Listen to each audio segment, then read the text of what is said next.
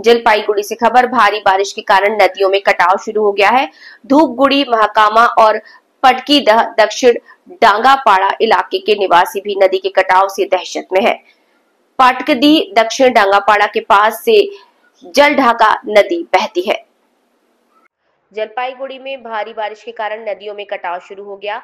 धूपगुड़ी, महकमा के पटकीदह दक्षिणी डांगापाड़ा इलाके के निवासी भी नदी के कटाव से परेशान है। पिछले कुछ वर्षों से जलढाका नदी ने आसपास के इलाकों में कटाव शुरू कर दिया है। आरोप है कि नदी धीरे धीरे गांव की ओर बढ़ रही है और ये धीरे धीरे गांव के घरों को निगल रही है।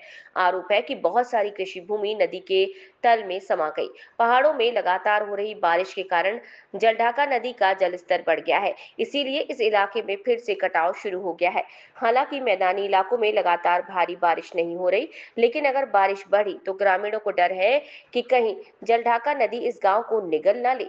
नदी धीरे धीरे इलाके की ओर बढ़ रही है और कई बीघा कृषि भूमि को निगल रही है।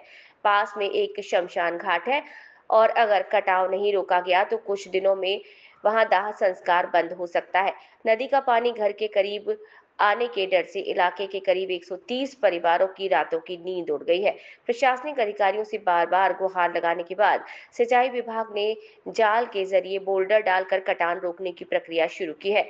लोगों का आरोप है कि काम भी धीमी गति से चल रहा है। अगर मानसून आने से पहले काम पूरा नहीं हुआ तो स्थिति और भी खराब हो सकती है।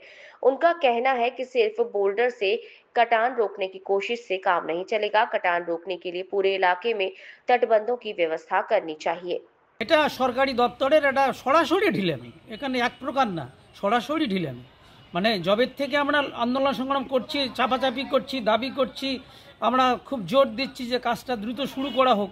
ওখানে অনেকেই না গ্যাসে দেখছে টেক্সে আসছে, কিন্তু কাজটা তো শুরু হয়নি। এবার কি কাজ করবে? তাহলে কাজ করবে জন্য আমি তো সেদিন স্পটে ছিলাম। 3 গাড়ি পাথর ছিল, 3 গাড়ি পাথর ছিল।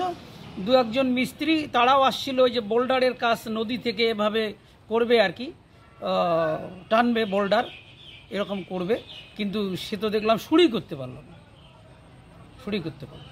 কোন নদী এটা? জলঢাকা নদী। আমার কি হয়েছে আপনাদের বাড়ির পাশে এই নদীটা কি অবস্থা? পরশুদিন মাইকিং করে গেল, হ্যাঁ নদীটা ভাঙেছে, আমরা না পাই নিন পারি না, বাচ্চা কাচ্চা ধরিয়া, আর সরকার একবার দেখে না, আর বানা দে উঠেছে। আর পাশা কি মাইকিং করেছে, আর পাশা বলে পঞ্চায়েতের বাড়ি যা চিড়া মিটাই প্লাস্টিক আনেন। তাহলে আমরা কি পঞ্চায়েতের বাড়ি যাবো? পঞ্চায়েতে পাইতে খাই, আমরা এলাকা কেমন করে পঞ্চায়েতের বাড়ি যাই? তো মানে কতটা আতঙ্কে রয়েছেন আপনারা? আমরা অনেকটা আতঙ্কে নসি। ওই যে আরিফিবা সন্দেশে 10 গাড়ি না 12 গাড়ি পাথর, তার জায়গায় 3 গাড়ি পাথর আনি দিয়া উদিস খবর নাই, লেবারে ঘরের নদীর অবস্থা তো এক ভাঙার অবস্থা আর কি। কতগুলো বাড়ি হিসেবে আছে এখানে? মনে হয় 40-50 ঘর আছে, 110 ঘর। কি অবস্থা? কত কৃষি জমি গেছে এখন পর্যন্ত? এখনো কৃষি জমিতে অনেক গেছে, প্রচুর গেছে। ভাঙান তো চলতেছে নদীর। কতটা আতঙ্কের মধ্যে আছেন আপনারা? হ্যাঁ, কতটা আতঙ্কে আছেন? ভয় তো পেরায় না, ভয়ে আতঙ্ক ভয়ে না মতন। রাত্রিবেলা তো অত ঘুম হয় না, যখন নদীর সোসারি ওঠে তখন উঠতে হয়। কি চাইছেন আপনারা? আমরা চাচ্ছি বাঁধ দিতে। এই সেচ দপ্তরের তরফে যে একটা কাজ করা হচ্ছে, সেটা কিভাবে হচ্ছে? নদীর তো পুরোপুরি ভাঙন শুরু হয়ে গেছে। এই ভাঙনও তো রক্ষা করার মাত্র সরকার আছে, এবার সরকার তো 2 গাড়ি মাল ফেলে আনে চুপচাপ করে আছে। কতদিন থেকে ভাঙন? ভাঙন তো প্রায় 2 বছর 2.5 বছর থেকে আনে। কতটা আতঙ্কে আছেন আপনারা? আমরা তো বহুত আতঙ্কে আছি, বাচ্চা কাচ্চা নিয়ে। এখনো যে বর্ষা পুরোপুরি ঢোকে না, যে বর্ষা ঢোকে এখনো বর্ষা পুরোপুরি ঢুকে নাই। বর্ষা ঢুকলে তো আবার প্রচণ্ড যে জল আছে তার থেকে প্রচণ্ড হারে জল বাড়বে। কতগুলো পরিবার এরকম সমস্যা?